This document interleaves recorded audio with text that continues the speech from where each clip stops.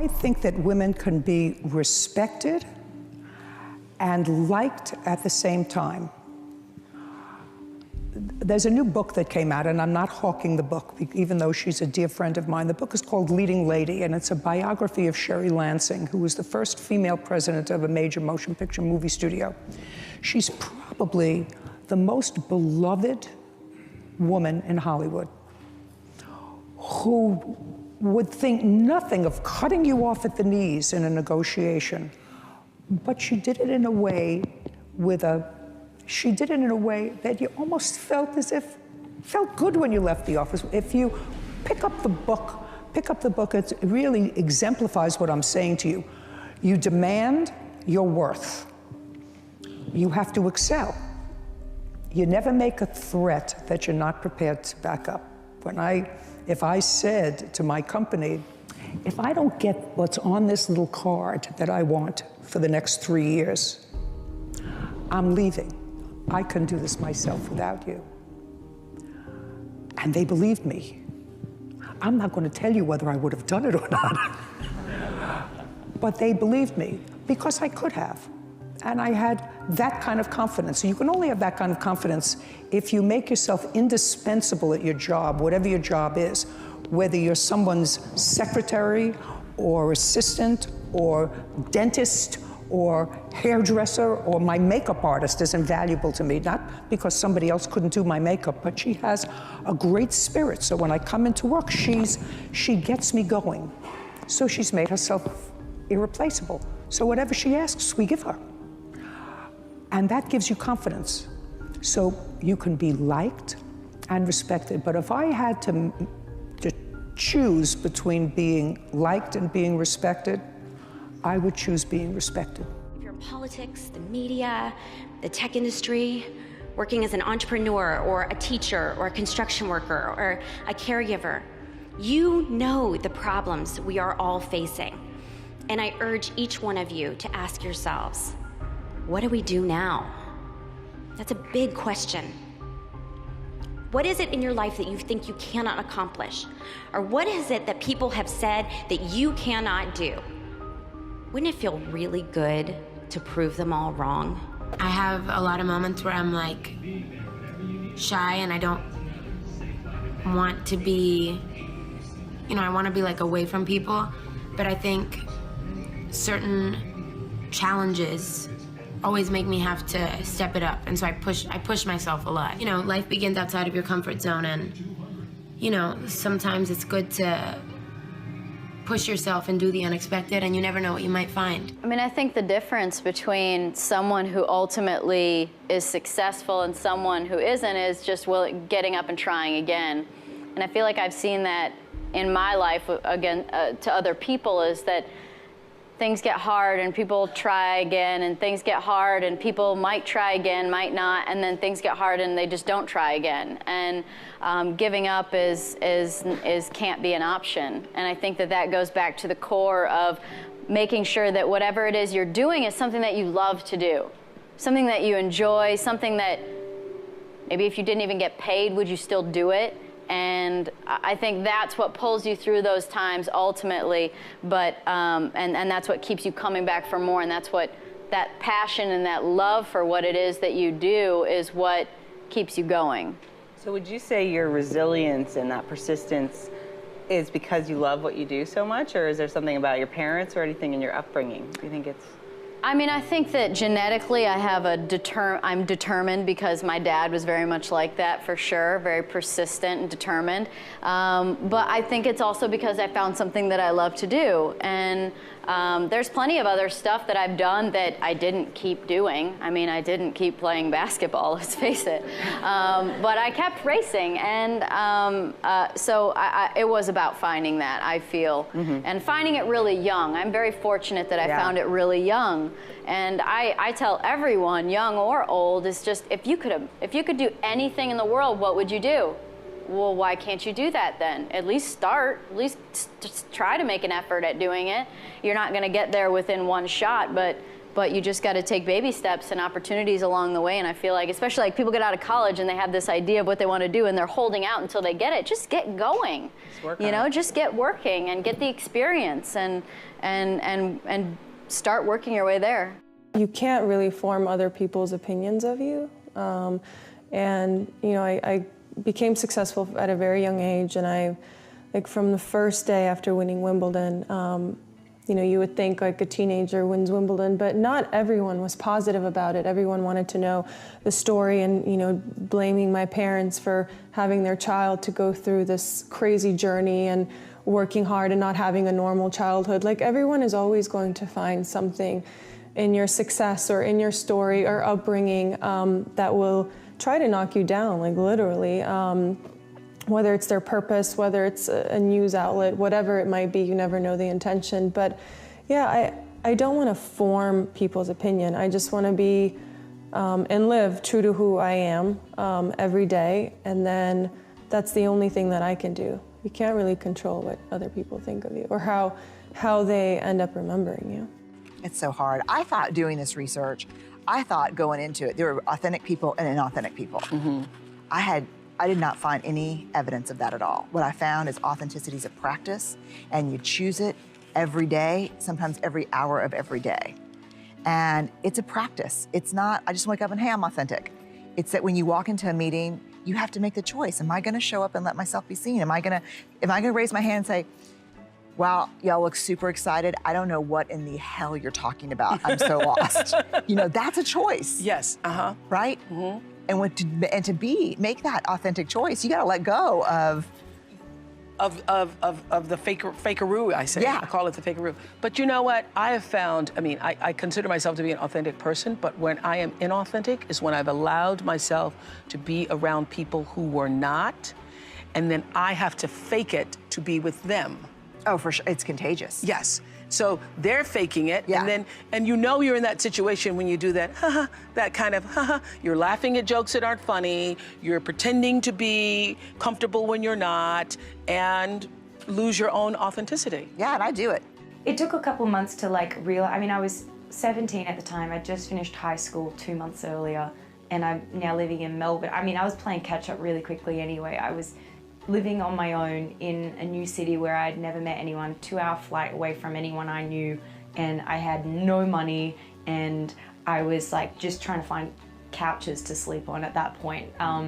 Plus, before you're 18, you can't like sign up and get electricity bills and stuff like that, so no one would rent a place to me. I didn't have any money. The whole thing was like, I was just trying to like keep my head above water at that point. And then once it settled in, I kind of got settled there, and you know, I was working constantly. Then that's when I thought like, oh, yeah, I've seen people make the jump from here to America. So my choices are either stay on, you know, be good enough to stay on this show for decades, the way some cast members have, which, you know, you'd have a lovely life in Melbourne, or you screw it up and you get fired, which I obviously didn't want to take that option, or try and make the transition to the American industry, you know, try and move to LA and do pilot season, as I had seen a few cast members do at that point. So that was my goal. Any fear when you made the flight?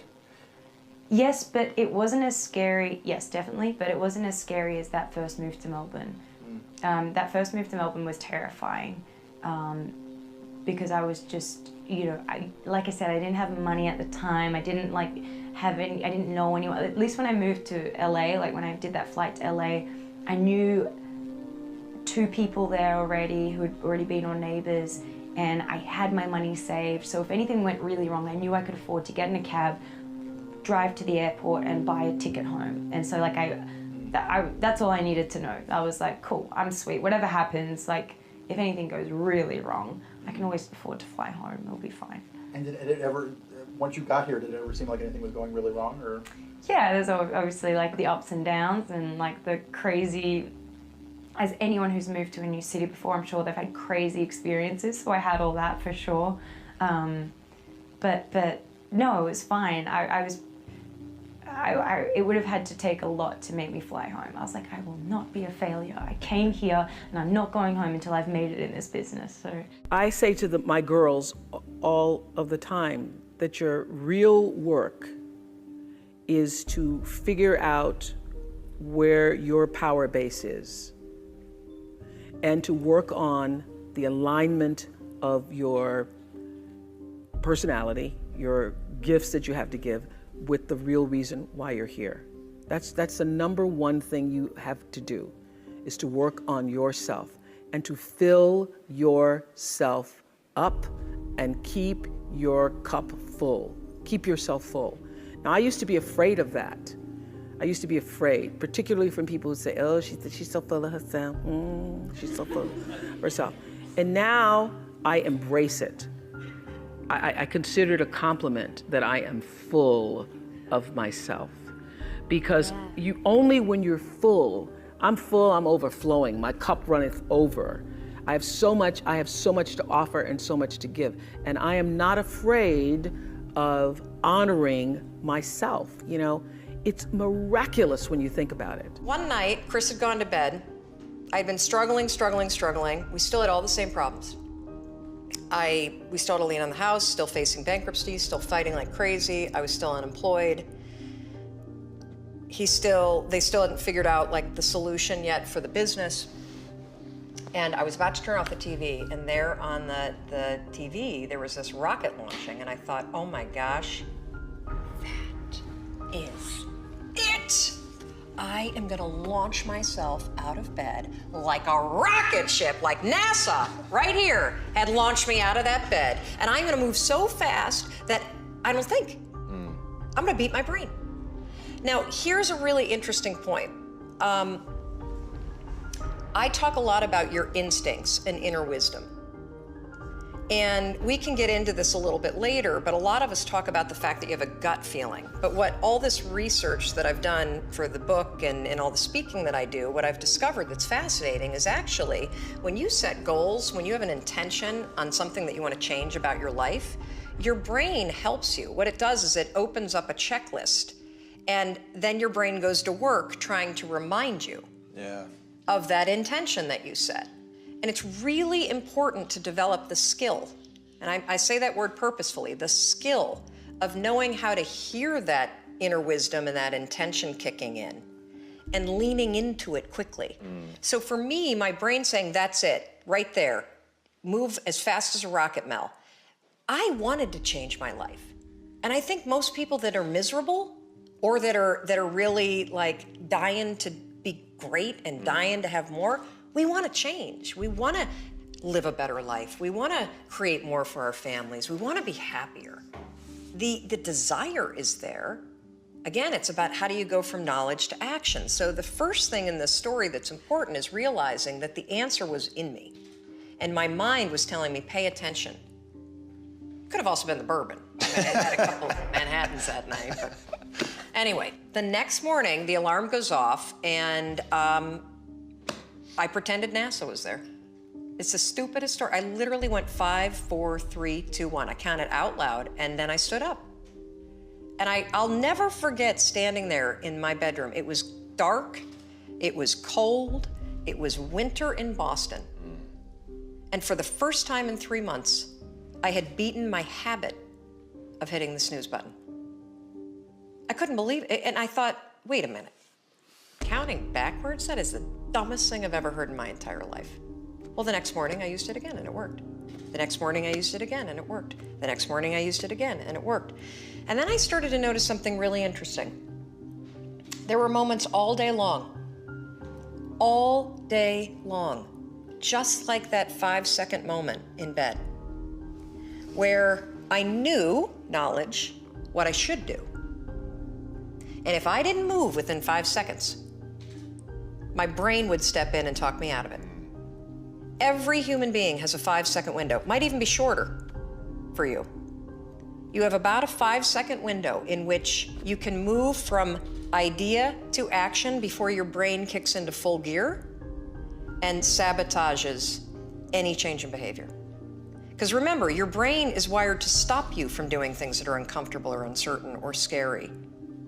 It's your job to learn how to move from those ideas that could change everything into acting on them. You're gonna play big, say big. Big. You're gonna play huge, say huge. Huge. You're gonna play ginormous, say ginormous. But first, take baby steps.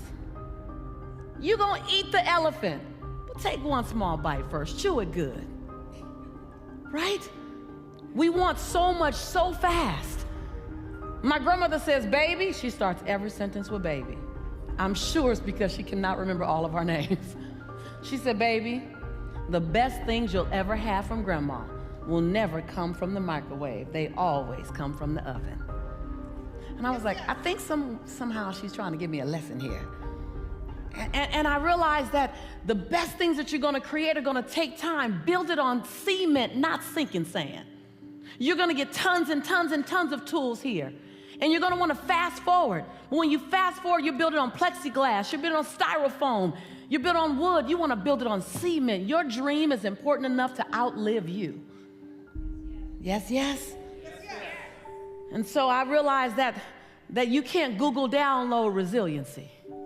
You can't Google download tenacity. You can't Google download forgiveness. They're some of the best qualities and characteristics that's gonna take you a long way that you need to invest time in and energy in and intention in. You don't just get patience. I want patience, I'm waiting for patience. Somebody's gonna piss you off tomorrow.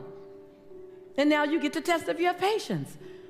I realized that as I wanted to develop me, I had to be willing to climb, and I wanted to get to the top, and there's no elevator to the top. I gotta do my squats. I gotta work on my quads and my hamstrings and my calves, because I gotta climb to the top. We gotta climb. You've got this, I really like the titles, I really wanna go after it, I'm way intense, I wanna win, I'm all in. Getting in that kind of shape is brutally difficult. But then at the same time, you can balance it with the playfulness, and it's not all about that. How have you learned to strike that balance, and maybe more importantly, how do you teach other people to do that? I've learned if I don't learn to strike that balance, that when I go too extreme in either one, I'm not happy. I feel very scattered, I feel frantic, I feel crazy. So I think that for me, when I start feeling a little bit chaotic, so for me it shows up in a very like grasping for straws. Things aren't happening, like I'm running into a wall, like the feeling of banging your head against a wall. That's what it feels like for me. And I know a lot of people can relate to that, and I think especially a lot of people in fitness might get into it to kind of like, maybe they're anxious or it calms their nerves, because I think I run really on the anxious side. So for me, if I don't learn how to control that, I'll go to the extreme of something. So it's a must for me. I actually think it's a must for everyone to kind of find how to dance in the different categories of your life, because we're not just one thing.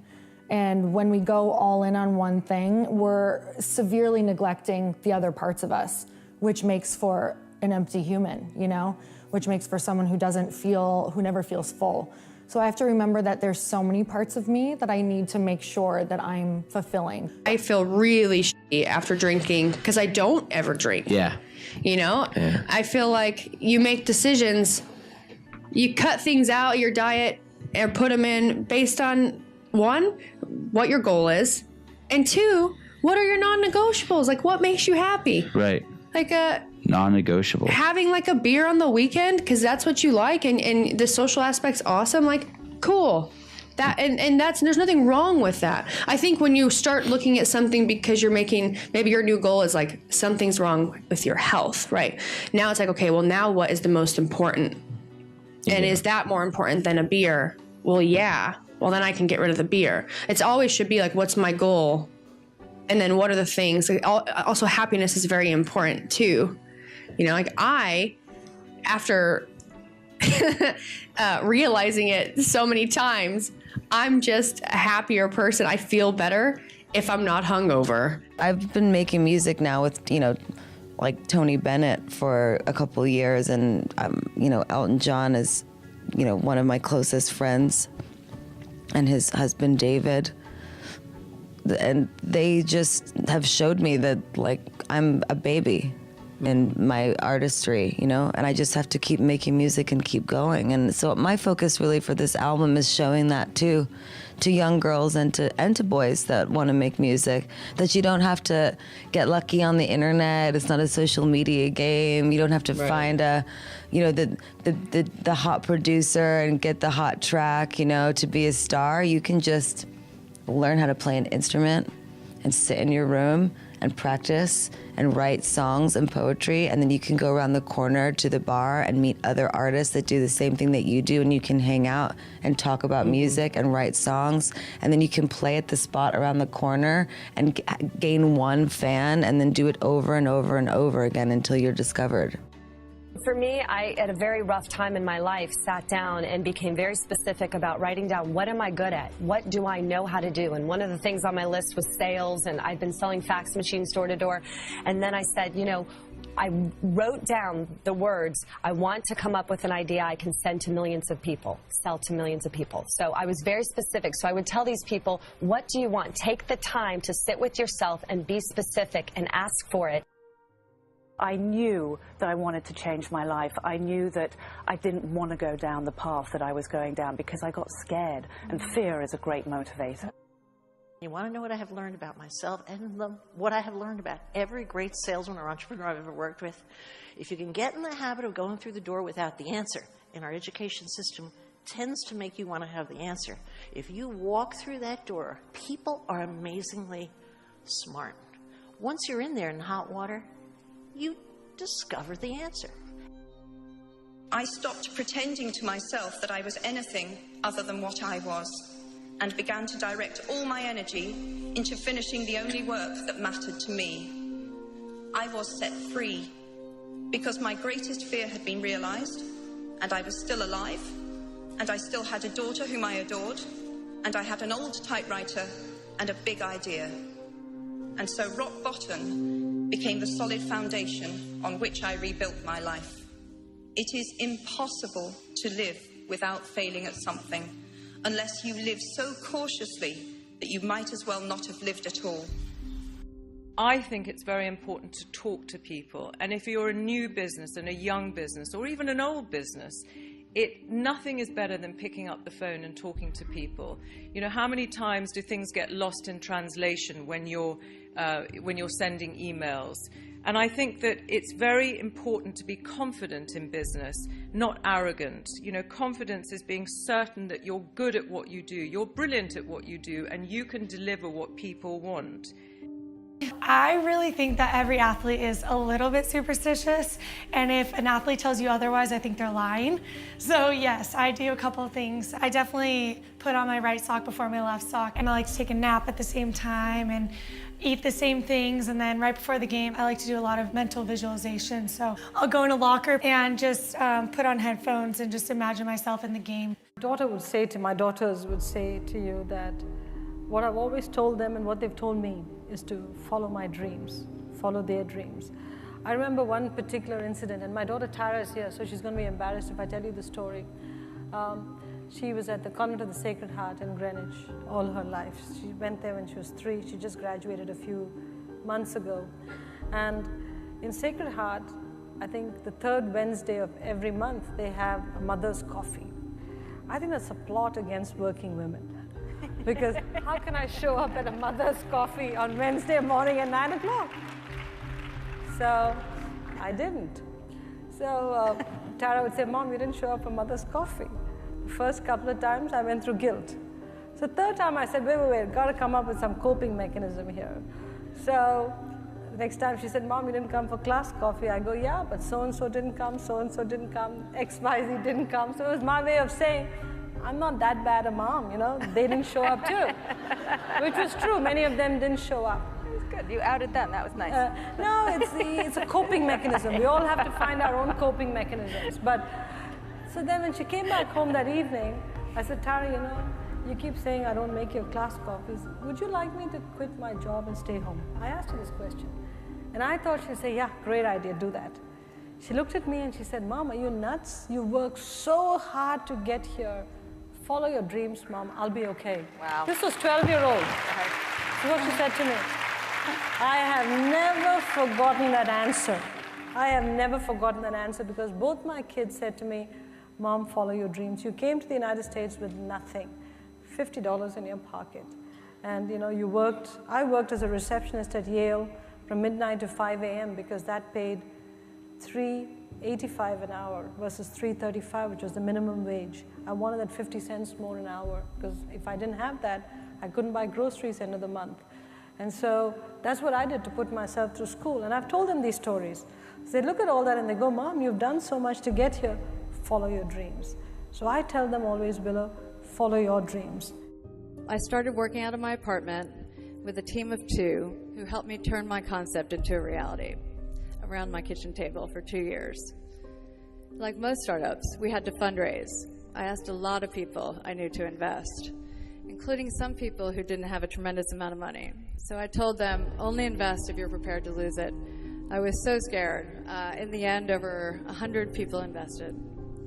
With that money and a personal investment, we set up an office in Hong Kong for sourcing and production.